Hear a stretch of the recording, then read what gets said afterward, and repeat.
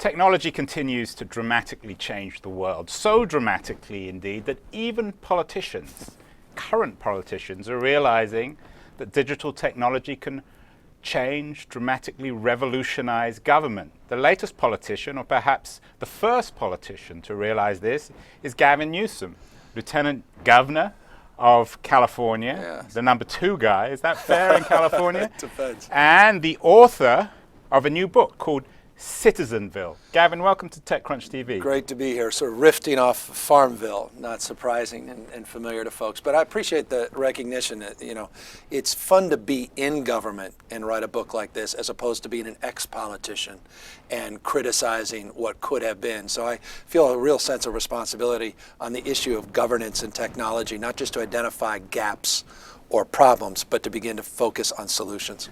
Gavin, you say a book like this. What is this book about? Well, I guess this book is my own journey in terms of squaring my own efforts to reach out and engage citizens and the reality of that engagement and that disconnect. My point being this, over the term of 7 years as mayor, I tried everything to try to get people more engaged in the life of their city. And this was mayor of San Francisco. As mayor of San Francisco, 2 terms.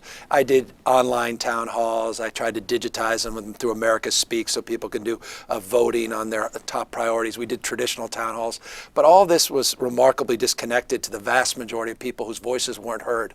And when I became lieutenant governor, I reflected on that experience and I made a point to myself that I've got to reconcile this, that people are disconnecting from government more than ever. People are more engaged peer-to-peer than ever. People want to disintermediate from the government structures, but they're engaged more in solving problems themselves. And how can we once again reconnect that passion of citizenship with government in a way that's enlivening and exciting and meaningful? So the subtitle of the book is How to Take the Town Square Digital and Reinvent Government. How do you make the town square digital? Well, a couple things. Tim O'Reilly's well known, certainly in this community, has been a real inspiration to me. He worked with me, with Jen Polka and Code for America when I was mayor on our open data movement, our efforts with Biz Stone and Evan Williams early on with Twitter to do an open API for our 311 center. So you were early in Twitter. How many followers you got on Twitter? Oh, we have about 1.23 million, so over 1 million folks. But and it's only because we were there early on. And at the time, Twitter was a sound to most people. Didn't even know what the heck it was, and frankly, I didn't necessarily know what it was until Evan and Biz started saying, "Hey, City Hall should get more in tune in this. We can actually help." Did they try to get you invest in it? I wish that would. I wouldn't be here, right? I'd be publishing my own book. Where I would wouldn't you be Penguin. Who knows? I'd be in philanthropy somewhere. That said, they were the early inspiration, and O'Reilly with this notion of government 2.0, government as a platform, not this vending machine model that Donald Kettle used to talk about, where we put in our taxes and we get police, fire, healthcare, education, and if we don't like what we get, we shake the machine, the Occupy movement, or I don't know, Tea Party. And so this idea of government as a platform has inspired me, and that's the whole frame that we build off of here is how can we look at government the way Steve Jobs looked at the iPhone?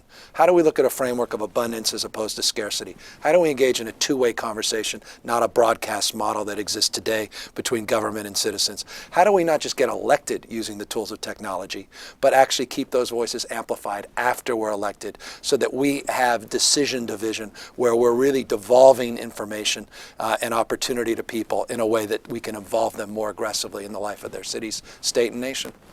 When I was reading the book, I was in 2 minds. I couldn't work out whether or not this book was timely given the political crisis in this country, particularly in Washington, D.C. Yeah. On the one hand, of course, this kind of book is essential because we've got to figure out how to rebuild government and reinvent politics and politicians in the 21st century. On the other hand, things are so bad now in D.C. Yeah. One might conclude, well, these books in theory, Tim O'Reilly, Biz Stone, California, it's all very well, but the reality is of something quite different. Yeah, well, from my perspective, it's exactly the right time. I'm a Democrat, but I'm not interested in who's to blame anymore. And if I give a speech about Republicans this, Republicans that, people are turned off. They're not so interested in that. They want to focus on what to do. The end of two parties? Not the end of two parties. I like the party systems. I just hate the partisanship. We live in a hyper-connected world that's hyper-partisan. And the fact is, at the end of the day, the debates are dull. The political posturing is dull. I don't give a damn. And by the way, the whole community in the tech world doesn't give a damn either. They're just saying, you know what, talk about disintermediate. We're not waiting for permission. We're just going to go full steam and change the world. So those are the principles I want to adopt, that entrepreneurial mindset into a government bureaucratic frame. That's what's missing right now. You've made your career in California, particularly in San Francisco. It's obviously very different here from DC or from the South. And part of your book touches on the way in which the nation state is evolving into something else. How essential is America in terms of Citizenville, or are we talking about new kinds of political communities? Well, historically, America has been, infamously defined in terms of its citizen engagement. Tocqueville came over and made that case of how engaged this country was, how engaged our democracy was. And we certainly continue to be to this day, but we're not using the conduicy of government like we once were. We're going to Donors Choose. We're going to Kiva. We're funding Kickstarter, Indiegogo. We're actually beginning to solve problems without the traditional mechanisms of working through an industrial frame, an industrial hierarchical model of government and governance. And so that's what I think we need to reconcile. We've seen it in the music industry. We've certainly seen it in this medium as it relates to the new contours of change, media generally. We're going to see it in government. We're hitting a tsunami with all these millennials, these folks 30 and younger, 140 million of them in the United States alone, that are digital natives. They don't understand the arguments around, they don't understand the old hierarchical structures. Well, they're watching now, so you need to be nice about them. Well, how would you... And that's why I'm complimenting them, because I'm a digital immigrant learning these tools. What would you say to them if someone was watching this, perhaps a bit of a cynic, and say, well, he's just saying that he wants our vote? It's actually interestingly saying the opposite. What we usually say is all of this during an election, but after we elected, we turn off those voices. Well, you're just saying because you want to read the book. Sure, I want people to buy the book. It won't crush me if people don't. But I hope there's some nuggets in here where people say, you know what?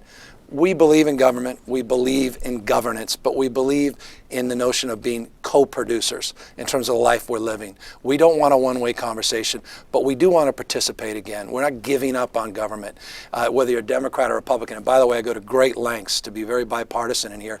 Darrell Issa, Eric Cantor, and others are doing some remarkable things in citizen engagement, deliberative budgeting, and the like. And so I just hope it's an optimistic book from my perspective, because I'm optimistic about people, particularly young folks, not necessarily exclusively in time of life, but a state of mind, and that quality of imagination that exists in the tech world, in their ability to radically alter this top-down bureaucratic model of governments. Do you ever regret going into politics? Should have been an entrepreneur. I know you're doing some stuff in the founders community in San Francisco. Yeah, well, I'm lucky. I started in the private sector. I have 17 small businesses. I have close to 1,000 employees in California.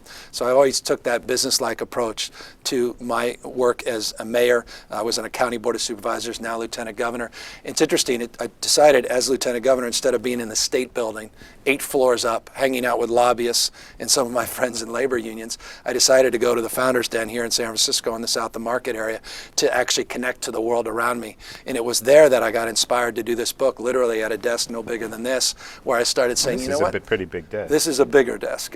My $500 a month desk is a little more modest. Do you think that guys like Tim O'Reilly, though, and Biz Stone should be going into politics? Do we need the Stones, the O'Reillys, the Reid Hoffmans to actually change this country? Because it's all very well, sitting in California and talking about digital government, but you really need to go and do something. I have a family of lawyers. My father was a judge on the California Court of Appeals. I say this with love and admiration and respect. We don't need more lawyers. We need more engineers.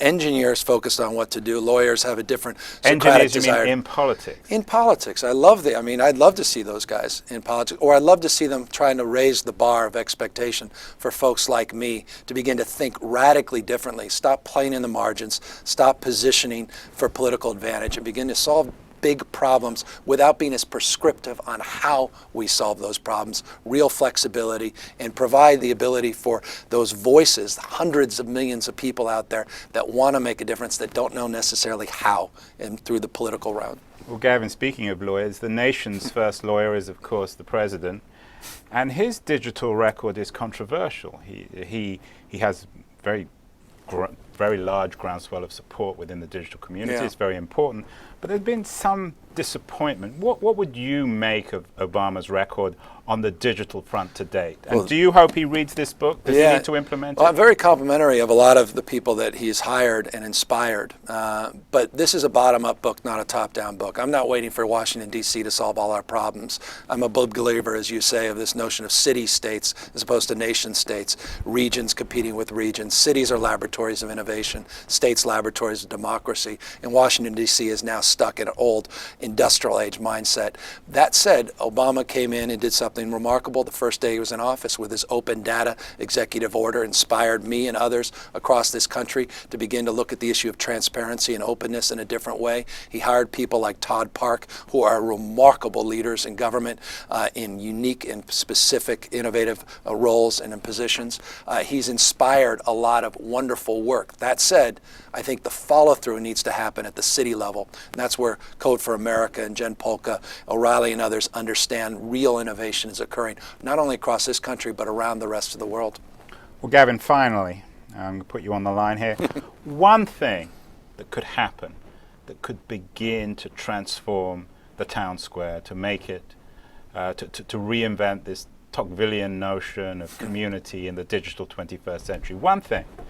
Well, I don't know if there's one thing, but no, I just look. You got it. One thing. I wish there was. I wish you can't be a politician and avoid the. I've got a 56-point economic development plan. I wish I had that 999 plan. Well, just give me one. It doesn't have to. Just for the viewers here. Go to the cloud. I mean, we're still debating. We still have old IT departments, these hierarchical departments, which is comedy. I was the first agency as Lieutenant Governor's office to go to the cloud. It took me almost 2 years. If nothing else, the ubiquity and access, the cloud will dramatically shift and change and alter the relationship between government agencies and the public. Well, there you have it, the beginning of the political revolution in America, the way in which technology can transform us. And we can build something called Citizenville in the digital 21st century. Gavin Newsom. Thank you. Best of luck with this book and with all your endeavors. It's great to have you on TechCrunch. Honored and I to be hope here. you'll be back again soon to tell me about maybe running for president or doing something else. Hardly. Thanks for having me on. I'm grateful.